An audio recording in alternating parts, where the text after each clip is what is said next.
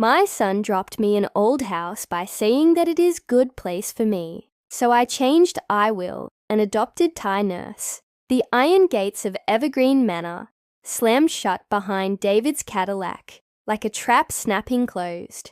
And in that moment, I knew my son had betrayed me. I've always trusted my gut, 78 years of it, sharpened from dealing with tough bosses and life's curveballs. And it was screaming now. David wasn't helping me. He was getting rid of me. Rain pounded the windshield as he turned to me, his face all fake worry. The same look he'd give when asking for money after another one of his big ideas flopped. "This is the best spot for you, Mom," he said, his voice smooth like he was selling me a used car. "Peaceful, just how you like it. Close by so I can visit whenever." I gripped the wheelchair arms tight, my knuckles turning white. My body was giving out on me these days. Arthritis making my joints ache like twisted wire. My legs wobbly without warning. But my head was still clear as day. I saw the greed in his eyes. That hungry spark that didn't come from me or his dad. Robert, my husband, had made our money in tech down in Silicon Valley, turning smart ideas into a real fortune before cancer took him 10 years back. I'd protected it ever since, investing smart, even as David kept coming around with his can't-miss schemes that always missed. Now, with me getting frailer, he figured it was his turn to grab it all. David pulled into the gravel lot, tires crunching like dry leaves. He wheeled me out. Yeah, wheeled me, like I was some old box to store away. The manor stood there, this old droopy house on the edge of town, paint chipping off like dead skin, windows all steamed up from years of wear. "It's no fancy hotel," he said with a little laugh, "but it's cheap, and the staff's great." What a load. I'd looked it up a few weeks ago on my computer, when he first started pushing this idea. Evergreen Manor was a cheap dump, barely scraping by on government scraps. The kind of place where kids leave their parents and never look back. Inside the lobby, the air smelled like overcooked veggies and bleach, with a sour undertone. Like mold from the leaky ceiling I could hear dripping nearby. The lights buzzed and flickered, throwing shadows on the old wallpaper with its faded flowers that might have been pretty back in my grandma's day. A couple of folks shuffled past, eyes empty, slippers dragging on the floor. One lady, all hunched over like a wilting plant, hugged a doll and talked to nobody. My stomach knotted up. This wasn't peace. It was a slow fade into nothing. David signed the papers at the desk, his pen moving too fast, too eager. The lady there, Miss Greer, her tag said, hardly looked up. "Room 12, second floor. Nurse'll come soon." He leaned down and kissed my forehead. A quick, empty thing that felt like the end. "I'll call tomorrow. Mom, love you."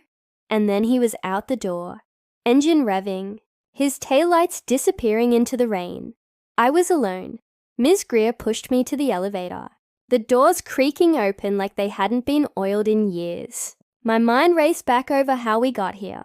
It started small, David saying I should downsize after I slipped in the kitchen, his wife Vanessa nodding along, that shallow woman, talking about how the big house was too much for one lady.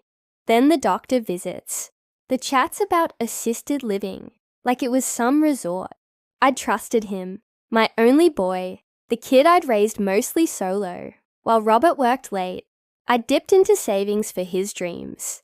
The business that bombed, the property deal that cost me instead. But when I said no to his last wild plan, some import scam, he turned on me. "You're selfish, Mom," he'd said a month ago. "After everything I've done for you. Selfish?" It stung like a slap. I'd built my own wins too, a little line of office gadgets that brought in good money before Robert got sick. Now, here I was in room 12, a tiny space with a lumpy bed, a beat-up dresser with burn marks from who knows what, and a window looking out on a yard full of weeds. Rain ran down the glass like it was crying for me. A knock at the door snapped me out of it. In walked a woman in nurse scrubs, dark hair in a simple ponytail, her tag saying, Leila Torres, RN. She looked younger than I thought, maybe 35, with kind brown eyes that smiled for real, and a warm grin. Mrs. Hargrove. I'm Leila, your main nurse. How is the drive over? I watched her close, looking for the phony act I'd seen in David. Nothing. She moved quick but gentle, fixing my pillows, handing me water without me asking. While she took my blood pressure, she talked easy, not nosy, just friendly. First days are rough, but you'll get used to it. We take care of our own here. Take care. I nearly laughed, but it turned into a lump in my throat. Lila stopped, her hand soft on my arm. It's all right. Cry if you want. This place, it sneaks up on you.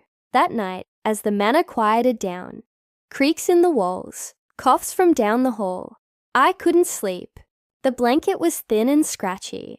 I thought about the will with my lawyer, the one that left it all to David. That was going to change. Big time. I pictured his face when he found out, the money he'd chased slipping away like water. You'll pay for this, David. I whispered into the dark, my voice steady again for the first time since those gates shut.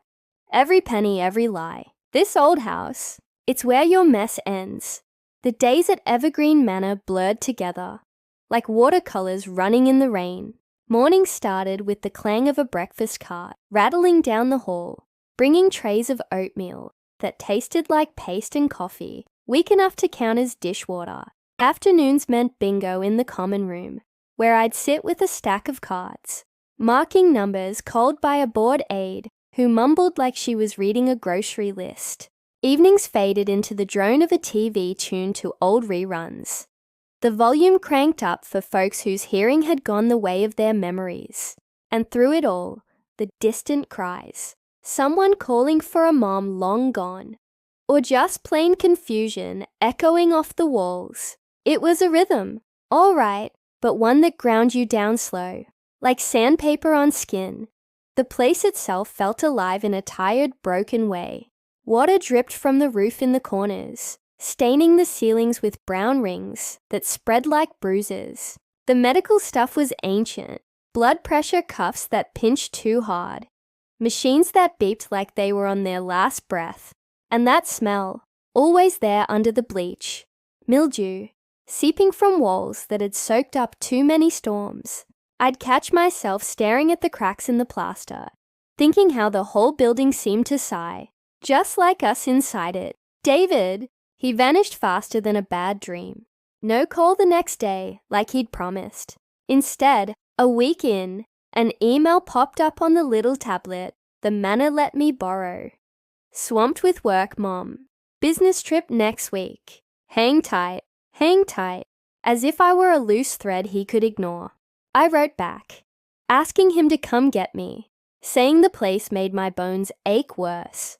His reply, another short one. It's good for you. Doctor's orders. Liar. I knew he was dodging. Probably off with Vanessa, spending what little he'd wheedled from me on dinners and drinks. It hurt, deep in my chest, like a bruise that wouldn't fade. My boy, the one I'd rocked through fevers and cheered at soccer games, treating me like yesterday's news. Lila was the bright spot in all that grey. She'd check on me twice a day, not just poking and prodding, but really seeing me. One evening, after helping me into bed, she lingered by the window, watching the sun dip low. Rough day? She asked, her voice soft.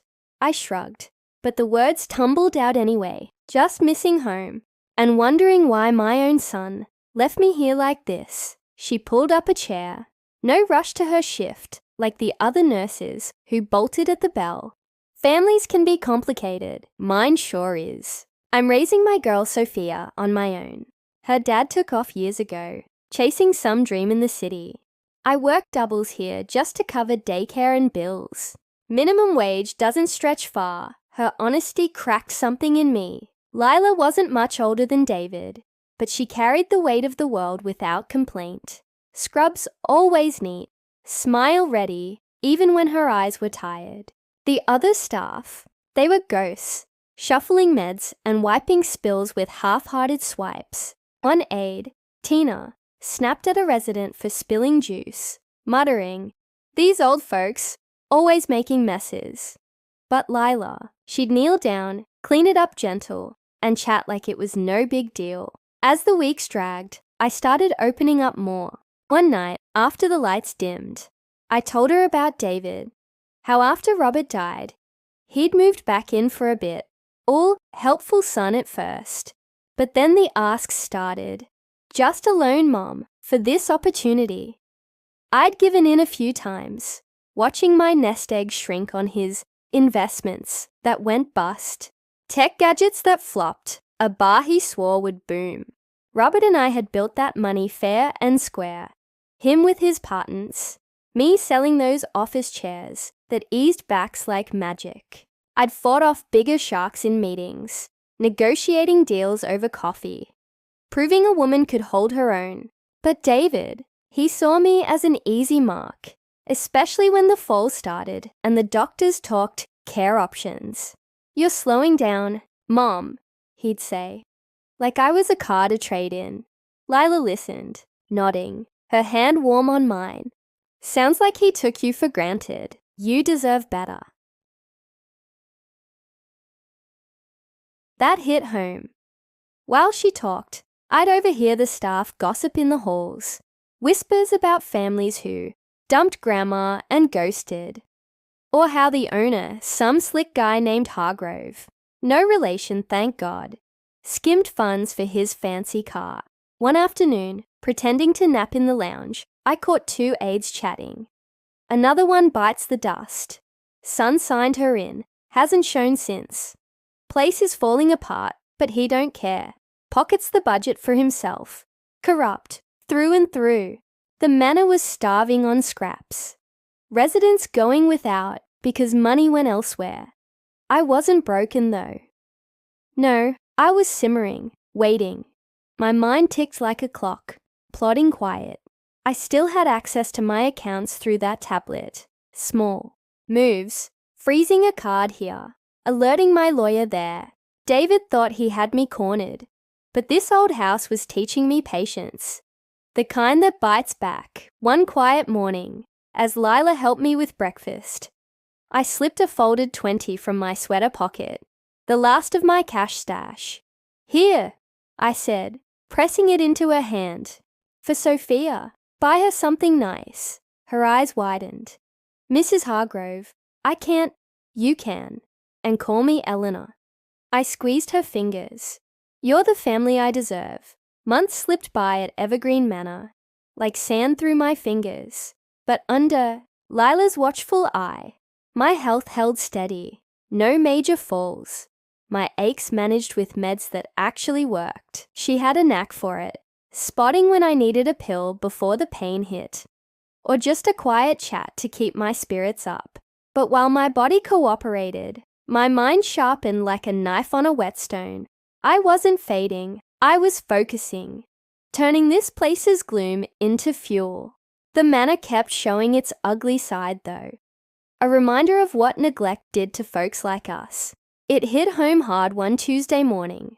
Mr. Wilkins, the guy in room 10, with the twinkly eyes and stories about his Navy days, didn't make it to breakfast. I'd seen him the night before, shuffling to the lounge in his fuzzy robe, joking about sneaking extra cookies. Turns out the night nurse mixed up his heart pills, gave him the wrong dose.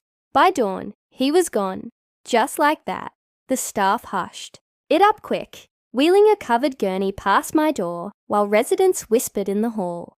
"Another accident," one said. "Place is a joke." I sat there in my chair, fists clenched, anger bubbling. Wilkins had no family left, no one to fight for him. But me? I had fight in me yet. That death lit a fire. David's betrayal wasn't just personal. It was part of this bigger rot, and I'd root it out. Lila and I grew closer through it all, like two roots twisting together in bad soil. We'd sneak out to the garden after her shift. a scruffy patch behind the manor with a couple benches and weeds fighting the roses. The air was fresher there, carrying hints of pine from the woods nearby. One cool evening, as the sun painted the sky orange, she opened up more. "I dream of my own place someday," she said, kicking at a pebble. "A real care home not like this. Good food, activities that matter, staff who stay because they care. For Sophia, and kids like her mum. But starting it? I'd need money, connections, stuff I don't have." I nodded, sipping tea from a thermos she'd smuggled. Dreams like that take risks. I know all about it. And I spilled more of my story then, how Robert and I started small, him tinkering in the garage, me pitching ideas to stores that laughed at first. We lost plenty, bad deals, market crashes. But I learned to bet smart, walk away from sharks. Lila's eyes lit up. She saw me not as some fragile old lady, but a woman who'd built something real. In return, she shared about Sophia, 5 years old, all curls and questions, drawing pictures of Mommy the hero. That tugged at me, deep. Lila was raising a daughter right, pouring love where it counted, while my own son chased shadows. David's neglect ramped up around then. Like he thought time would make me forget. I got wind of it through my lawyer, old Mr. Ellis, who I'd called on that borrowed tablet. "He's trying to access your safety deposit box, Eleanor," Ellis said, his voice crackly over the line. "Forged your signature on some papers. But I froze the main assets like you asked. Nothing moves without your okay." Smart move on my part. I'd set that up weeks in, after the first ignored email. David figured me for a pushover, but I still had pull. That's when I decided to dig deeper. From the manor, I emailed Ellis to hire a private eye. Discreet, no traces back to me. The reports came in bits. Photos of David yachting off the coast. Arm around some blonde who wasn't Vanessa. Blowing cash on champagne and hotel suites. My money, every drop. Vanessa had filed for divorce quietly. Tired of his hustles. It boiled my blood. Him living large while I scraped by on jealous and guilt. The breaking point came on a rainy afternoon. My phone buzzed. Actual call. First in ages. "Mom." David's voice. "All honey. How's the place treating you?" "Fine," I said, keeping it cool, though my heart pounded. "When are you coming?" He chuckled, like it was a joke. "Soon. But listen, I need you to sign off on some accounts. For your own good. Tax stuff." I gripped the receiver tight. "What accounts?" I froze them, David. For a reason. Silence. Then gaslighting. Smooth as ever. "You're paranoid, Mom. Getting old does that. The manor's perfect for you. Safe. No worries. Just trust me." Trust him? The word tasted like ash. "I trusted you once. You left me here like trash." "Come on, don't be dramatic. It's what's best." He hung up before I could fire back, leaving me staring at the wall, rage hot in my veins. That call sealed it. Lila became more than a nurse. She felt like the daughter I never had, steady and true. I'd catch her humming to Sophia on the phone, and it warmed me, filling a hole David had dug. Around the manor, I started making quiet allies too. There was Mrs. Patel in room 8, sharp as a tack despite her walker, who'd been a teacher and knew how to listen. And old Mr. Green, the ex-accountant down the hall, 82, with glasses thick as bottles, and a mind for numbers. We'd play cards in the lounge, and I'd drop hints about my troubles. "Families and money," he'd say, shuffling the deck. "Seen it all. Loopholes everywhere if you know where to look." He slipped me tips on trusts and powers of attorney. Nothing illegal, just smart. Ways to lock things down tight. By the end of that month, as leaves turned gold outside, I knew it was time. I called Ellis again, voice low in my room. Come see me, secretly. It's time to rewrite history. And my will, with Mr. Ellis's visit set. I felt a shift inside, like shaking off dust after years in storage. He arrived on a crisp fall afternoon, posing as a visiting therapist to dodge the staff's prying eyes. We met in the Manor's stuffy conference room, a closet of a space with folding chairs and a table that wobbled like my nerves at first. Ellis, silver-haired and steady as ever, pulled out his briefcase, papers rustling like whispers. Tell me what you want, Eleanor, he said, pen ready. No judgment, just business. The way Robert and I liked it. I leaned forward, voice firm. Everything goes to Lila Torres. The house, the stocks, the cabin up north, 12 million, give or take. And I want to adopt her, legal and binding. She's been more daughter than my own blood these months. Ellis raised an eyebrow but nodded, jotting notes. We hashed it out, clauses to cut David off clean if he fought it, proof of Lila's devotion in care records, and my own sworn statement. No room for his tricks. As we signed, my mind drifted back to Robert, those early days in our tiny apartment, him sketching gadgets on napkins, while I balanced books late into the night. We'd built that fortune on trust, not grabs. Cancer stole him quick, but he'd always said, leave it to who deserves it, Ellie, not who demands. Now, with David circling like a vulture, I was honoring that. Lila found out that evening. After her shift, I called her to my room. The door clicked shut against the hall's hum. She sat on the bed's edge, confused. What's this? About Eleanor. I took her hands, rough from work, but strong. You've given me life here, when no one else would. I want you as family, and everything I have. It's yours when I'm gone, for you and Sophia, to make that dream care home real. Her eyes went wide, tears spilling fast. Me? But why? I'm just doing my job. You're more than that. You're kind, real, the daughter I wish I'd raised. She hugged me then, tight and trembling, whispering thanks mixed with sobs. I'll make you proud, she said finally, pulling back with a fierce nod. We'll fix this place first.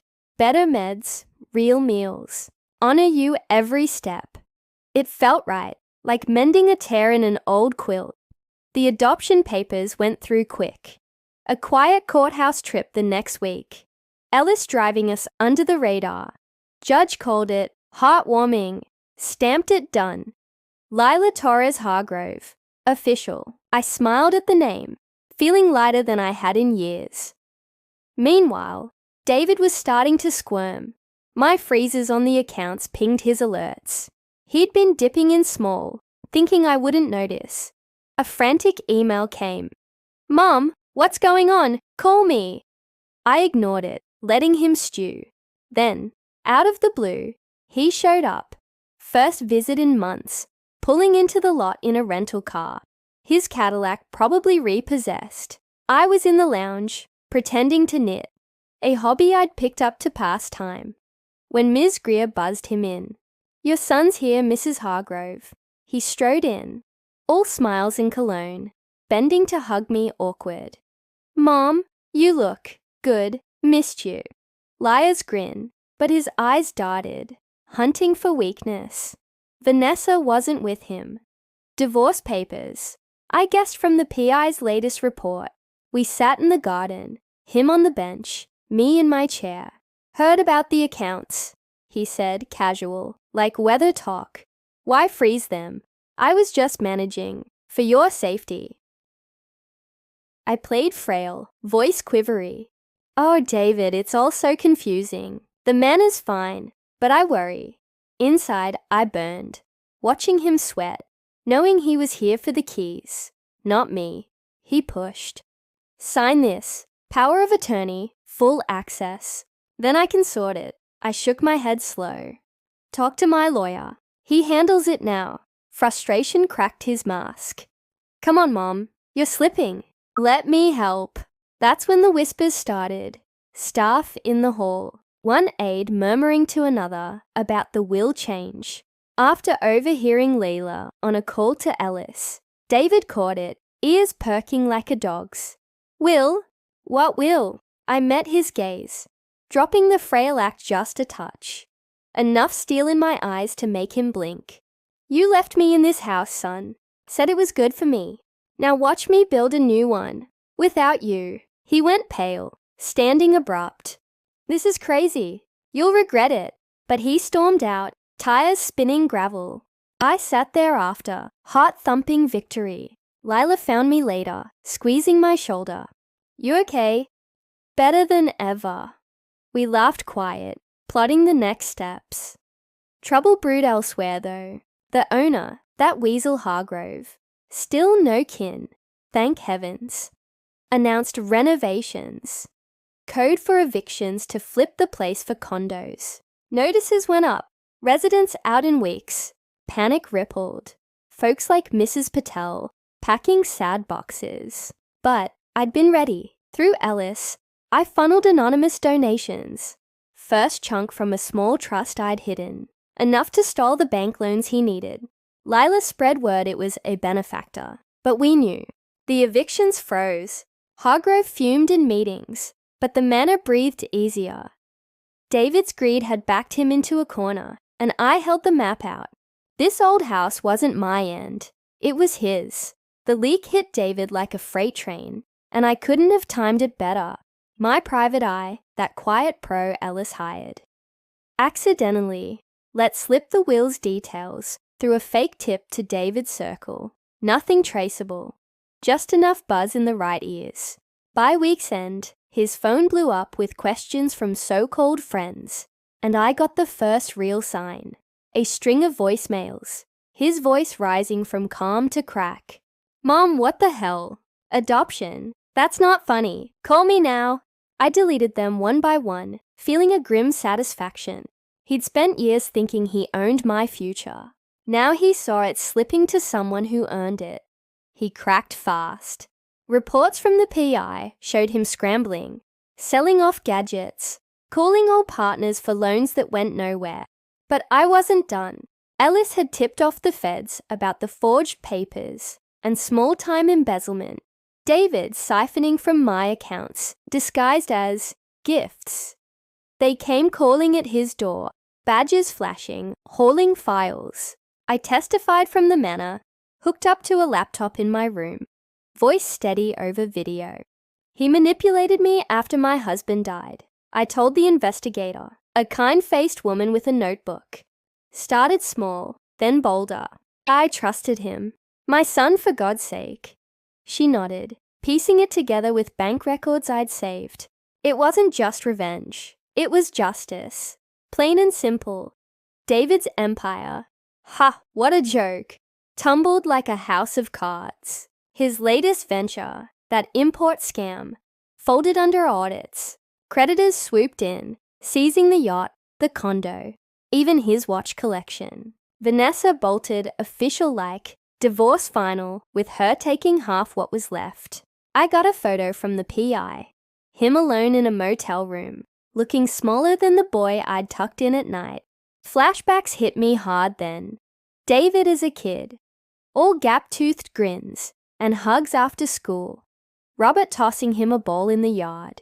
We'd given him everything. Private tutors, trips to Europe, a trust fund starter. But somewhere, greed twisted him, turning privilege into poison. Now he tasted the bitter end, begging bankers who slammed doors.